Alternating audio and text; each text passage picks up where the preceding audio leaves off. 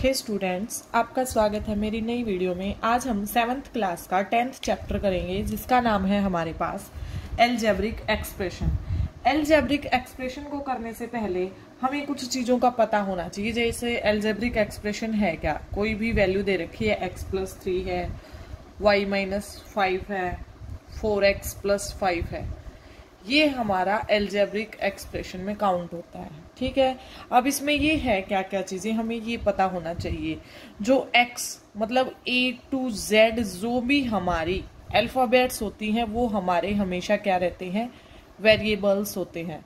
ठीक है, वो हमारे वेरिएबल्स होते हैं जिनकी वैल्यू हम चेंज कर सकते हैं, जिनकी वैल्यू फिक्स नहीं होती। ठीक है, इसमें x+3 है, 5 है, ये 5 है, तो जो न्यूमेरिक वैल्यू होंगी, जो भी हमारे पास न्यूमेरिक वैल्यूज होंगी, उनको हम किस नाम से जानते हैं, कांस्टेंट के नाम से जानते हैं। ठीक है, एलजेब्रिक एक्सप्रेशन वेरिएबल और कांस्टेंट का कॉम्बिनेशन होता है। ठीक है, इनमें कोई भी प्लस माइनस का ऑपरेशन लग जाएगा तो ये हमारे पास एलजेब्रिक एक्सप्रेशन बन जाएगा। ठीक है, इस एलजेब्रिक एक्सप्रेशन में हमारे पास टर्म्स भी होती हैं और फैक्टर भी होते हैं। ठीक है, जैसे x+3 ये हमारी एक कंप्लीट टर्म है। ठीक है, इसके अगर हमें फैक्टर करने हैं तो इसके फैक्टर x और 3 हो जाएंगे अलग अलग। ठीक है, इस फैक्टर्स में हमारे पास कुछ डेफिनेशंस आती हैं, जैसे मोनोमियल है, बाइनोमियल है, ट्राइनोमियल है। ठीक है, और हमारे पास इससे आगे पोलिनोमियल बोल सकते हैं। अगर हमारे पास मोर देन 3 आते हैं तो उनको हम पोलिनोमियल बोल सकते हैं। मोनोमियल में सिर्फ हमारे पास 1 टर्म होगी, बाइनोमियल में 2 टर्म होंगी, ट्राइनोमियल में 3 टर्म होंगी और पोलिनोमियल में मोर देन 3 टर्म होंगी। ठीक है, मोर देन 3 टर्म्स। इतना हमने किया। अब इसमें एक चीज आती है कि लाइक टर्म कौन सी है, अनलाइक टर्म कौन सी है। मैं एक चीज लिखूं 2x और 5x और एक में लिखूं 3xy और 4x, इन दोनों में ये ऊपर वाला जो है ये हमारे पास लाइक टर्म में काउंट होता है क्योंकि इनके पास जो वेरिएबल्स हैं वो सेम है, और नीचे वाली जो है वो हमारे पास अनलाइक टर्म में काउंट होता है क्योंकि इनके पास जो वेरिएबल हैं वो हमारे पास डिफरेंट है। जैसे इसमें xy है और इसमें सिर्फ हमारे पास x है। ठीक है, ये लाइक और अनलाइक हो गया। एक चीज और आती है इसमें हमारे पास, कोफिशिएंट की कोफिशिएंट बताओ। कोफिशिएंट क्या होता है, जैसे ये वाली वैल्यू उठाती हूं मैं 4x+5, कोफिशिएंट ऑफ x पूछ लिया हमसे कि कोफिशिएंट ऑफ x बताओ, तो हमारे पास जो न्यूमेरिक वैल्यू है x के साथ में जो भी न्यूमेरिक वैल्यू है वो हमारे पास क्या हो जाएगी, कोफिशिएंट हो जाएगी, जो भी हमारे पास न्यूमेरिक वैल्यू होगी। ठीक है, यहां तक आपको समझ आया होगा। इसकी एक्सरसाइज शुरू करते हैं हम। एक्सरसाइज के हिसाब से हमें अलग अलग क्वेश्चंस का पता चलेगा कैसे क्या करना है। फर्स्ट क्वेश्चन में हमें दे रखा है जो एलजेब्रिक एक्सप्रेशन में हमें कन्वर्ट करना है। फर्स्ट दे रखा है subtraction of z from y। Algebraic expression में बनाना है। एलजेब्रिक एक्सप्रेशन मैंने अभी बताया, वेरिएबल्स हो या फिर कांस्टेंट हो, उनके बीच में प्लस या माइनस कोई भी ऑपरेशन लगा के उनको मैथमेटिकल फॉर्म में बदला जाता है। सब्ट्रैक्शन करना है किसका, z का, किसमें से, y में से, y - z, ये हमारा एलजेब्रिक एक्सप्रेशन हो जाएगा। इसका सेकंड क्वेश्चन हमें दिया कि 1/2 of sum of numbers x and y। 1/2 करना है किसका, सम ऑफ नंबर्स। पहले इन दोनों नंबर का सम करो x+y, और अब इनका 1/2 करोगे तो बाय में 2 आ जाएगा। ठीक है, बिल्कुल डेफिनेशन के अकॉर्डिंग चलेंगे और कोई भी गलती नहीं होगी हमसे। 1/2 of sum of numbers x and y। Sum का मतलब पता है हमें, प्लस होता है। इन दोनों नंबर्स का सम करके उनका 1/2 कर देंगे। 1/2 मतलब 1/2। 1/2 करोगे तो डायरेक्ट यही आएगा। ठीक है, देखते हैं इसका थर्ड पार्ट क्या कहता है हमारे पास। थर्ड पार्ट कहता है the number z multiplied by itself. क्या कहता है, the number z multiplied by itself. z जो नंबर है इसको मल्टीप्लाई करना है इटसेल्फ मतलब खुद से ही, इटसेल्फ मतलब खुद की वैल्यू से ही। z इंटू जेड कितना हो जाएगा हमारे पास, एक पावर यहाँ पे है एक पावर यहाँ पे है। जब ये दोनों आपस में मल्टीप्लाई में है तो इनकी जो पावर है वो ऐड हो जाती है। ठीक है। फोर्थ क्या कहता है, 1/4 of product of numbers p and q। अब प्रोडक्ट करनी है किसकी, p और q की, p क्रॉस q। ठीक है। 1/4 मतलब बाय में 4 कर दो, ये हमारा इसका हो जाएगा। फिफ्थ पार्ट देखो क्या कहता है, number x and y both squared and added. Number x and y both squares and added, add कर देंगे इनको। पहले क्या करना है, दोनों का स्क्वायर करना है, एक्स स्क्वायर और वाई स्क्वायर एडिड मतलब दोनों को जोड़ देना है। इतना ही बनेगा हमारे पास। समझ रहे होंगे आप, बिल्कुल डेफिनेशन के अकॉर्डिंग चलेंगे, जैसे जैसे हमें डेफिनेशन दे रखी है वैसा वैसा हम लिखते चले जाएंगे। इसका सिक्स्थ पार्ट हमें दिया कि नंबर 5 एडिड टू 3 टाइम्स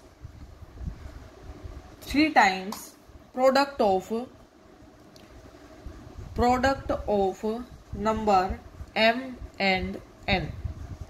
बिल्कुल ध्यान से पढ़ेंगे। पहले दे रखा है नंबर 5 नंबर को ऐड करना है किसमें, 3 टाइम्स होगी कोई भी value, product m and n, m n की जो प्रोडक्ट होगी वो 3 टाइम्स, उसमें हमें 5 को ऐड करना है। ठीक है, ये हमारा सिक्स्थ कहता है। सेवंथ हमारे पास क्या है, product of numbers y and z subtracted from 10 product करनी है y एंड z की। ठीक है, सब्ट्रैक्टेड फ्रॉम, इनको सब्ट्रैक्ट करना है किस में से, 10 में से। ये हमारा आंसर हो जाएगा। बिल्कुल लाइन टू लाइन चलेंगे, कोई भी गलती हमसे नहीं होगी। ठीक है। एट्थ पार्ट देखते हैं क्या कहता है, sum of numbers a and b subtracted from their product। Sum of numbers किन का सम करना है, a प्लस b दोनों का सम करना है, a और b का सम करना है। सब्ट्रैक्टेड फ्रॉम, इनको सब्ट्रैक्ट भी करना है किस में से, फ्रॉम देयर प्रोडक्ट, इनकी ही प्रोडक्ट में से हमें इनको क्या करना है, सब्ट्रैक्ट करना है। ये हमारा इसका आंसर हो जाएगा कितना, a b इनकी मल्टीप्लाई हो जाएगी और a प्लस b इनका एडिशन हो जाएगा। ठीक है। इसके बाद पहुंचते हैं हम इसके सेकंड क्वेश्चन पे। फर्स्ट क्वेश्चन हो गया जिसमें हमें अलजेब्रिक एक्सप्रेशन में इनको कन्वर्ट करना था। अब इसका जो सेकंड क्वेश्चन है वो क्या कहता है, identify term and factor in the following expression. हमें टर्म एंड फैक्टर बताने हैं कि क्या क्या होंगे। एक साइड हम लिख लेते हैं जो हमें इक्वेशन दे रखी है, x minus 3 1 plus x square y minus y cube 5xy square plus 7x square y minus ab plus 2b square minus 3a square. ये फर्स्ट, सेकंड, थर्ड, फोर्थ और फिफ्थ। हमें इसमें एक साइड तो हमें टर्म बतानी है और एक साइड हमें इसके फैक्टर करने हैं। बहुत आसान है। फर्स्ट टर्म बता देंगे, टर्म कौन कौन सी है, x है और -3 है। फैक्टर भी यही हो जाएंगे, x -3, -1 भी कर सकते हैं, 3 इंटू -1 कर सकते हैं। इसमें फैक्टर क्या हो जाएंगे, 1 है, x है, x स्क्वेयर है, और इसमें फैक्टर हो जाएंगे 1 x और x स्क्वेयर का अगर हम दोबारा करते हैं तो x आ जाएगा। ठीक है।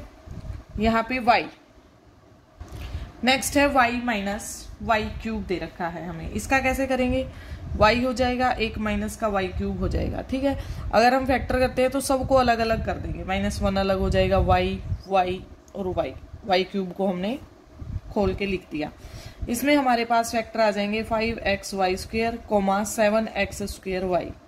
इसके अगर हम फैक्टर करते हैं तो हो जाएंगे 5xy, इस y का स्क्वायर दे रखा है तो ये y और y में कन्वर्ट हो जाएगा। सेकंड है x7 x² है तो ये फिर से x में कन्वर्ट हो जाएगा और y। ठीक है, इसमें फैक्टर हो जाएंगे माइनस का ab 2b² और माइनस का 3a²। ये हमारे पास फैक्टर हो जाएंगे, टर्म हो जाएंगी और इनके फैक्टर कर देंगे। जैसे माइनस ab का फैक्टर करेंगे तो माइनस a इंटू बी आएगा, 2b² का करेंगे तो 2 अलग आएगा, b² अलग आएगा और b का b और b अलग हो जाएगा। ठीक है, लास्ट दे रखा है माइनस का 3a², तो हमारे पास माइनस 3 अलग हो जाएगा, a² का a और a अलग हो जाएगा। ठीक है, ये हमारे पास टर्म एंड फैक्टर हैं जो हम करेंगे। उसके बाद हम थर्ड क्वेश्चन पे आते हैं। सेकंड क्वेश्चन में हमें टर्म और कोफिशिएंट ही टर्म और फैक्टर ही बताने हैं। एक में ट्री की फॉर्म में बनाने, एक में टेबल की फॉर्म में बनाने हैं, वो बना देंगे। नेक्स्ट थर्ड क्वेश्चन कहता है identify numerical coefficient. Numerical coefficient, हमें न्यूमेरिकल कोफिशिएंट्स बताने हैं। ठीक है, अदर देन कांस्टेंट, कांस्टेंट से अलग, मतलब जो हमारे पास वेरिएबल है उसके साथ कौन सा न्यूमेरिकल कोफिशिएंट लगा हुआ है, सिर्फ वही बताना है। फर्स्ट क्वेश्चन दे रखा है 5 - 3t², तो इसमें हमारे पास जो कोफिशिएंट हो जाएगा वो हो जाएगा हमारे पास -3। ठीक है, क्योंकि ये हमारे पास कांस्टेंट वाला तो लेना ही नहीं है क्योंकि वो तो कांस्टेंट नंबर है। वेरिएबल के साथ जो भी न्यूमेरिकल वैल्यू होगी वो हमारी कोफिशिएंट होती है, ये हमने इसकी डेफिनेशन में पढ़ा था।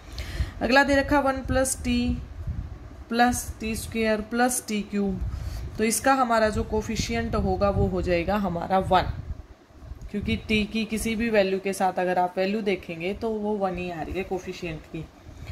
थर्ड पार्ट हम देखते हैं क्या है, x + 2xy + 3y। अब इस x का अलग से लिखेंगे, कोफिशिएंट 1 है, इसका अलग से लिखेंगे 2 है और इसका अलग से लिखेंगे 3 है। ये 3 कोफिशिएंट हमारे पास इसके हैं।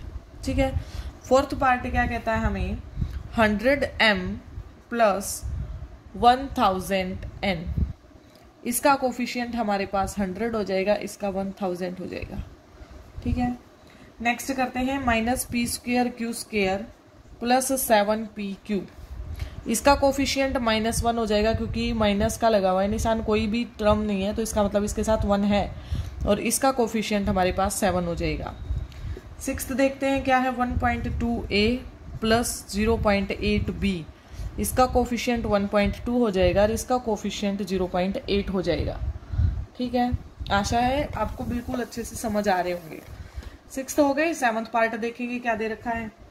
7 दे रखा है 3.14 r², तो इसका जो हमारा कोफिशिएंट होगा 3.14 हो जाएगा। 8th में दिया 2 × l + b, तो इसमें अलग से दिख रहा है 2 हो जाएगा हमारे पास। 9th है 0.1y + 0.01y², इसमें हमारे पास 0.1 हो जाएगा और इसमें हमारे पास 0.01 हो जाएगा। ये हमारे कोफिशिएंट हो जाएंगे। ठीक है, इसके बाद हम करते हैं इसका फोर्थ क्वेश्चन। थर्ड क्वेश्चन तक आपको समझ आ गया होगा, फोर्थ क्वेश्चन करते हैं। फोर्थ क्वेश्चन हमारा क्या कहता है, identify terms which contain x। हमें उस टर्म को बताना है जिसके पास x है और कोफिशिएंट लिखना है x का। क्वेश्चन है y² x + y, तो इसकी टर्म लिखेंगे, टर्म तो हो जाएगी हमारे पास y² x और कोफिशिएंट अगर लिखा जाता है x का तो वो हो जाएगा y², क्योंकि x के साथ जो मल्टीप्लाई में है वही होगा। सेकंड देखेंगे 13y² - 8yx, तो हमारी टर्म तो हो जाएगी x की क्या हो जाएगी -8yx। ठीक है, और कोफिशिएंट अगर हम देखें इसमें तो -8y हमारा कोफिशिएंट हो जाएगा। इसी प्रकार third part x + y + 2, term लेंगे, टर्म तो हो जाएगी x की कौन सी है, x वाली ही है, कोफिशिएंट है x के साथ मल्टीप्लाई में 1 है तो ये 1 ही आ जाएगा। ठीक है, आपको समझ आ रहा होगा मैं क्या कहना चाहती हूँ कि x कंटेन कर रहा है ना, सिर्फ वही टर्म बतानी है जिसके पास x है। फोर्थ पार्ट देखते हैं इसका क्या कहता है, 5 + z + zx। इसमें बताइए कि जेड के साथ कौन सी टर्म है वही लिख देंगे। टर्म हमारे पास हो जाएगी जेड एक्स और कोफिशिएंट जो है वो हमारा हो जाएगा जेड, जो एक्स के साथ में है मल्टीप्लाई में। 1 plus x y plus x या फिर एक्स प्लस एक्स वाई ऐसे लगा लो। हमारी टर्म हो जाएगी एक्स और एक्स वाई और इसका कोफिशिएंट 1 है और इसका कोफिशिएंट हमारे पास वाई है। मतलब एक्स को छोड़ के जो भी उसके साथ मल्टीप्लाई में है उसको हम लिख देंगे। 12xy² प्लस 25 टर्म हो जाएगी 12xy² और इसका जो कोफिशिएंट है वो 12y² आएगा। ठीक है, नेक्स्ट करते हैं 7x प्लस xy²। तो टर्म तो दोनों ही आएंगी, 7x भी आएगी और xy² भी आएगी। ठीक है, इसमें कोफिशिएंट हमारा 7 हो जाएगा और इसमें कोफिशिएंट हमारा y² हो जाएगा। ठीक है, आशा है आप सबको समझ आया होगा। चैनल पर बने रहिए, वीडियो को लाइक शेयर और सब्सक्राइब कर दीजिए। Thank you.